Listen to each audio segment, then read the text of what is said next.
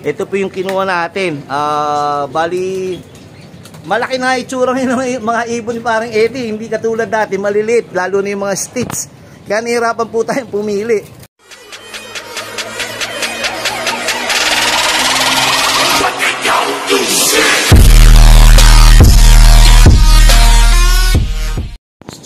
Eto mga kasubis, nandito tayo sa ating kumpare kaibigan. Ang problema, pinapunta ako dito para meron tayong hanguin na ibon na gagamit uli po tayo o kukuha, mag-upgrade tayo ng ng ating mga ibon. Siyempre pipiliin natin yung mga sinaunang linyada pa rin ni paring Eddie Noble. Ito yung loft manager niya dito. Sir, pakialam sir? Laklak po, laklak. Laklak! Mukha ka nung alak! Hindi, pero ilang taon ka na dito? 5 years na po, mahigit. Yun, pero hindi mo kabisado yung ibon, no? Hindi pa po eh. Doon kaya ta sa baba dati? Oo, sa baba po. Sa baba po ako dati. Ayun. Baka may shoutout ka, may girlfriend ka ba, asawa? Wala po, andun sa ibang bansa, asawa ko. Yun, shoutout. Ayun, balik tayo mga kasubis. Tayo po ay nagmula talaga, yung mga ibon natin, mga sinauna pa, kay paring Eddie Noble. Nandiyan po sila second overall Lola Stitch, saka si 2005 Lola Stitch MacArthur natin. Si Lola Stitch 2005 MacArthur, legit pong pinauwi ni paring Eddie Noble ng MacArthur yan. Para nung panahon nila, cut off po si Lola Stitch, pero yung panahon po nila parang nag-iisang ikaw lang yata yun na umuwi, pero cut off. Nung the following year 2006 na solo naman ni paring Eddie Noble. Sumatotal, ang ibon dito talagang pang long distance. Mababagal pero shoot na shoot. Ang problema po natin, pinapipili tayo ng ibon dito. Sabi ko nga po sa inyo, napakahirap kumuha ng ibon, mag-acquire ng ibon. Gawa nga kailangan alam yung history. Kaso ngayon, sa sobrang kabisihan ni paring Eddie Noble at saka sobrang tiwala sa atin, paring Dennis, ikaw na mamili, kumuha ka na lang kung ilan ang gusto mo at kung anong gusto mo. Napakabigat sa akin yun. Kaya ang dami po dito walang singsing, hindi ko makuha, at saka yung mga malalaki ilong, hindi ko maano yun. Dahil siyempre pansariling gamit niya yun. Ang kinuha po natin yung mga bata. Na lang po tayo, bumasi na lang po tayo, pini-M ko siya. Ang tawag dito, meron tayong Oscar de Brent, mga Oscar de Brent na mga sinauna. Yung way back 2010 winner niya yata yun, o 2008, yung nabigay niya sa akin. Naglabas ng pundasyon sa atin. Ngayon ay nang hinanap natin dito yung Blue Bar, Model Bar. Base sa text niya sa akin, gawa nga po napakabisi ni paring Eddie Noble, nasa bangko pa. Tayo sumaglit lang po dito para din kumuha ng singsing bilang suporta sa ating mother club, MMFC. Hinihintay tayo ni Marin Joseph sa baba. Pero itong maibon dito, tignan yung gagando. Itong tanda na kanina pa po ako umakyat doon, di ko binidyohan. Kasi nga po, mahihirapan tayo pumili kasi pag babase po tayo sa itsura, patay tayo niyan. Puro magaganda baka maglaway ka lang. Di ba sir, no? Puro magaganda. Tingnan mo puro magaganda Ang hirap pumasi sa itsura lang, di ba? Pero ang daming ibon ni paring Archie ito, no? Tignan niyo po ang sipag, nagbubugaw pa. Ang kapal pala maglipad dito ni paring Archie. Ayan po. Ayan, no? Ayan, tignan nyo po, tapos yung plug, merong kulay itim na pambugaw. May nagbubugaw na, pula yata, no? Pula. Yun, napakasipag. Good luck sa'yo, paring Archie.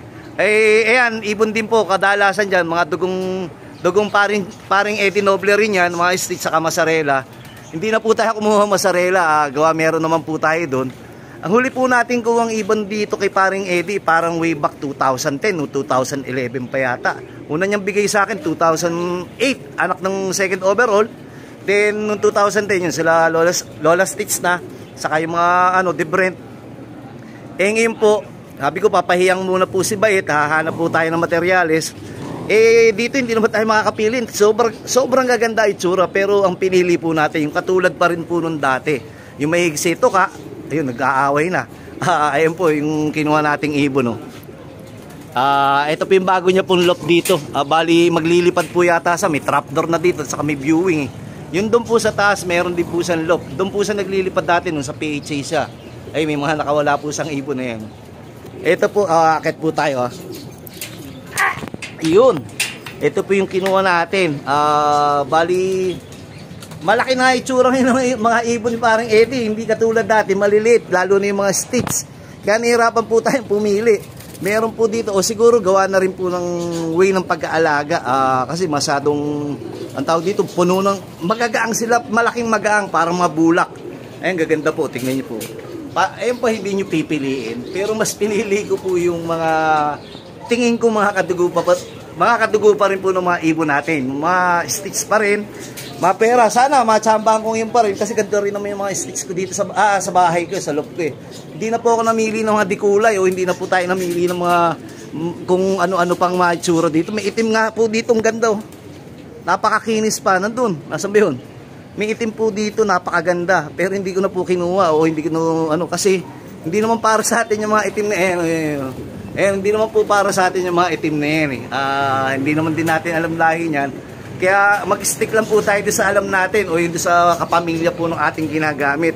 Maganda po kasi pagka nag-introduce po tayo ng gamit sa ating loob, yung halos magkakadugo na o magkakaano na pamilya na.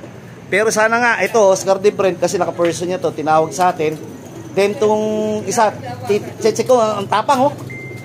Ayun, mamaya po uli, hanap po tayo dito o double check natin para maya-maya uwi na po tayo. Then bukas, kita-kits po tayo sa Breeders Love po. May tutulungan po si Bayet, hahanap po tayong pantulong. Sige po.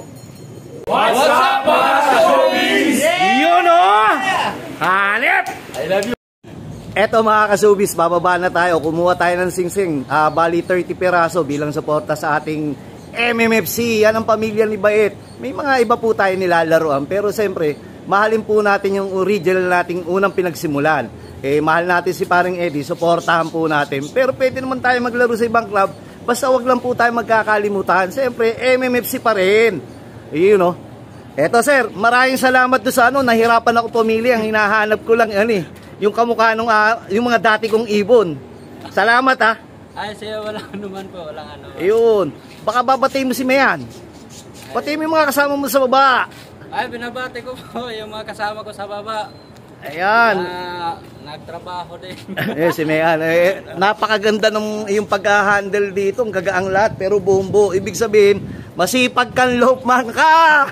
Laklak ang pangalan, di ba? Laklak po, laklak. Laklak. Parang tugmasay mo, hindi ka ba laklak? O lalaklak tayo mamaya? Laklak pa lang. Mamaya, lalaklak tayo mamaya. Ayun, ito pa. Parang Eddie, maraming salamat. Ito yung ibon, oh. Mga baluga rin ginawa ko. Saka yung sinasabi mo na tawag, Oscar de Brent, ayun na lang. Saka yung, basta bumasin na lang ako doon sa Maigsito ka. Saka yung mga sinaunang ibon ng itsura na katulad nun sa akin. Doon na lang ako, ang hirap talaga mamili dito, mga kasubis. Ang dami. Ako, mahilig ako sa maliit. Kaso parang lahat na yata na ito, lumaki na yata ngayon. Ewan ko kung sa patuka ba o sa pag-aalaga o talagang nag-upgrade na rin si paring Eddie. Wala na yung mga original na itsura, mga stitch. O baka siguro may stitch tapos hahaluan ng kasi. Siyempre, kaibigan niya, si Idol Benito Goke. Congrats nga pala sa'yo. Tingin ko may mga Goke line din dito, kaya siguro na-upgrade. Parang mga nagmukha ng mga imported Mantalang dati, tuwan-tuwa ako dahil pagka dito galing ibon ko, way back 2009, 2010, pag dito galing ibon na bet, hanggang ngayon, gamit pa natin, hindi na mamatay yung linyada, kayang ipasa. O hiyang lang tayo kay parang Eddie Noble. Masusubukan natin dahil yun, hulaan lang tayo sa line nun, hindi pa natin alam. Pero sabi ni parang Eddie, yung blue bar na naka-person niya, yan, tawag doon, De Brent. Idudugtong natin sa Oscar de Brent natin. Doon naman nakabangga sa mga Mota Mickey Mouse. Yung mga pabasko natin. Mga dugong Oscar de Brent yun. At yung iba naman yung marami tayong pabasko. Baka sabihin ng iba puro de Brent lang yun. Sumatotal, malaking bagay o malaking materyales sa loob ni Bayet yung porsyento mga sticks yan. Dugong bait yan pero galing sa mabait kay paring Eddie Noble. Pagpasensyahan nyo ko, hindi na ako nag-video ng matagal. Gawa nang wala naman tayong kausap, wala si parang Eddie Noble. Ito daw ibon nila, matagal na rin dito. Nakakawala, kakulay din nandun kanina maganda, Siguro nakakawala na hindi pa nila nahuli. Parang kamukha niya yan, saka yun nandun sa loob. Hanggang dito na muna po. Sige po, salamat po.